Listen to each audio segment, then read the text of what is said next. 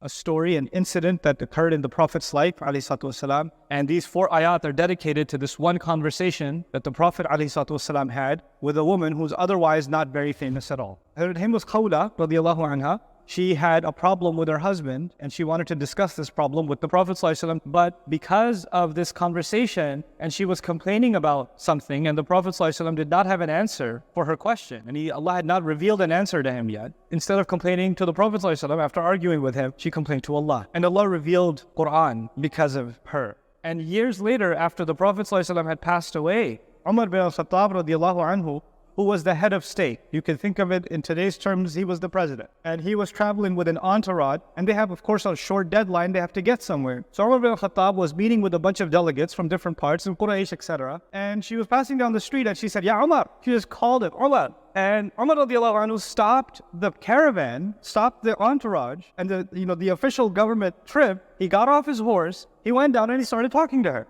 And she starts yelling at him. And she says to him, "I knew you when they used to call you Umar."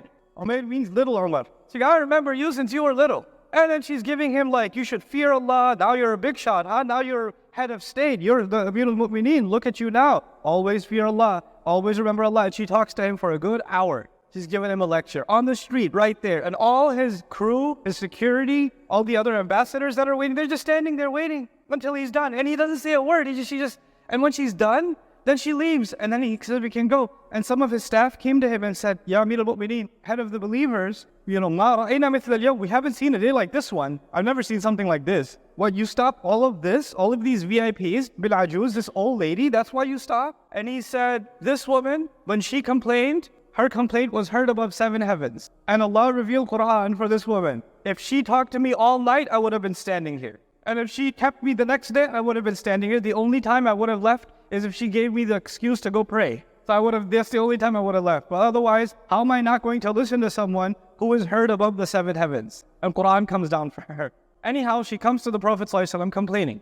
And when she talks to him, she says a bunch of things. She says a bunch of things about her husband. She says, he's an old man. He doesn't have good manners. I used to be able to, and she's younger than him, but she's not that young. Right? So she says, "I used to be able to have children, but now that I can't have kids anymore, he thinks I'm worthless and he treats me like a servant." And she even goes on to say, in another narration of the same story, "I used to be young and a lot of men wanted to marry me, but I chose him. And look at how he treats me. And today he came home, he was upset, and I responded to him. And when I answered back, he gave me some sharp comment. I gave him a sharper comment back. Some of you married men know what that's like.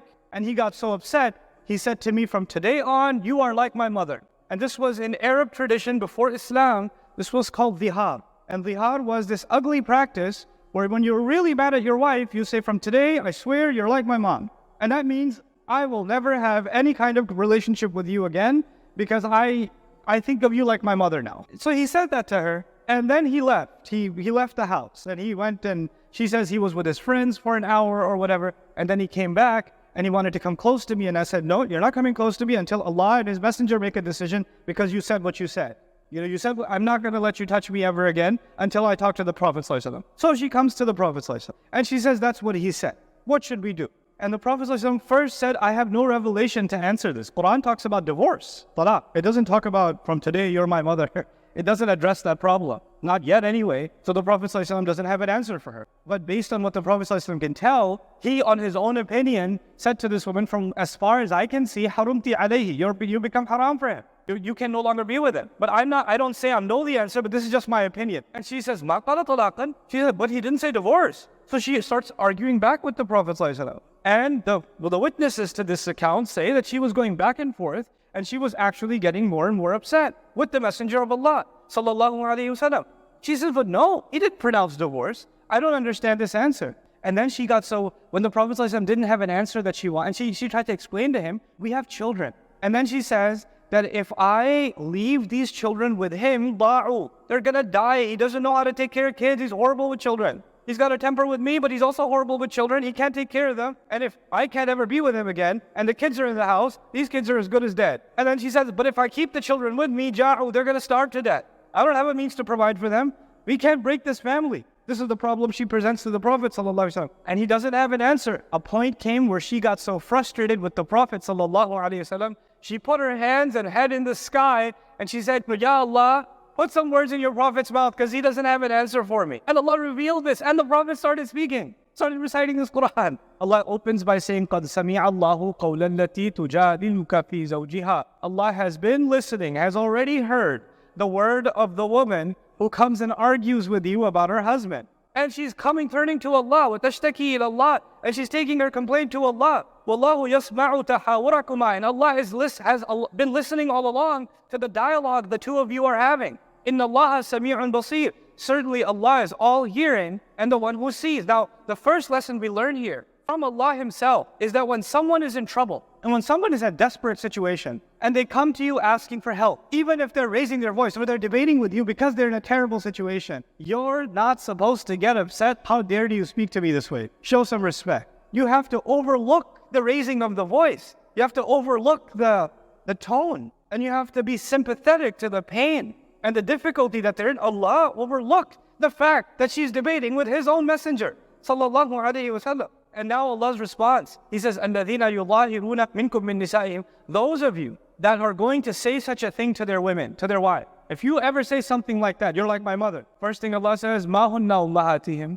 They're not their moms. They are not their mothers. إِنْ أُمَّهَاتُهُمْ إِلَّا اللَّهِ وَلَدْنَاهُمْ. Their mothers were the ones that gave them birth. Now that's not rocket science. Everybody already knows that's your mom, the one who gave you birth. And the people who said it also knew that. But the fact that Allah went out of His way to say, by the way, those of you who say such nonsense, that it makes no sense, number one. And first of all, you already have a mother, the one who gave you birth. This is Allah's way of scolding not the woman, but the men who said something arrogant. Because they felt, I'm in a bad mood, I'm just going to say what I'm going to say. And then He didn't stop there. He says, وَإِنَّهُمْ لَيَقُولُونَ مُنْكَرًا مِنَ الْقَوْلِ وَزُورًا. And they are saying something vile, something disgusting.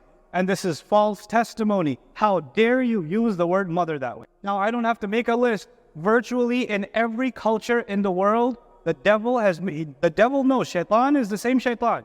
The shaitan speaks Japanese, and the shaitan speaks Punjabi, and the shaitan speaks English. It's the same shaitan. The food can be different, and the cultures can be different. The devil's the same. And the devil knows that Allah made the womb sacred. This is why you find in virtually every language, one of the most abused words is mother. And by the way, the one who doesn't have regard for the womb of the mother has no regard for Allah. This relationship between husband and wife is also sacred. Just like motherhood is sacred, marriage is also sacred. And marriage is something Allah calls bithaqan ghalila, a heavy contract. So then after Allah says, okay, those of you who have done this, and ثُمَّ يَعُودُونَ لِمَا قَالُوا, and they want to go back from what they said, فَتَحْرِيرُ رَقَبَةٍ, you have to free a slave, مِنْ قَبْلِ أَن يَتَمَاسَّ, before they can touch each other. ذَلِكُمْ تُوعَظُونَ بِهِ, that's the advice you're being given.